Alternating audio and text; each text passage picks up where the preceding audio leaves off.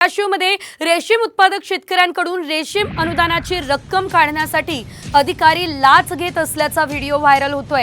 धाराशिवच्या जिल्हा रेशीम कार्यालयातील क्षेत्र सहाय्यक बी सूर्यवंशी यांचा शेतकऱ्यांकडून पैसे घेतानाचा व्हिडिओ सोशल मीडियावर व्हायरल झालेला आहे। पैसे दिल्याशिवाय काम होत नाही असा आरोप रेशीम उत्पादक शेतकऱ्यांनी केलेला आहे। व्हायरल व्हिडिओ प्रकरणी जिल्हा रेशीम विकास अधिकाऱ्यांनी संबंधित क्षेत्र सहाय्यकाला कारणे दाखवा नोटीस बजावली आहे।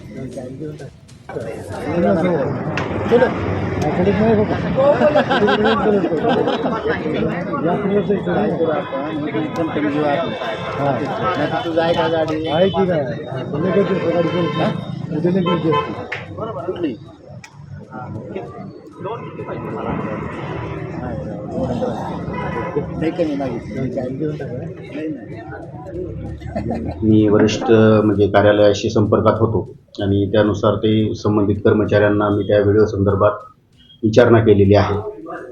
तर त्यांचं अद्याप मला उत्तर आजच मी त्यांना पत्र दिलेलं आहे।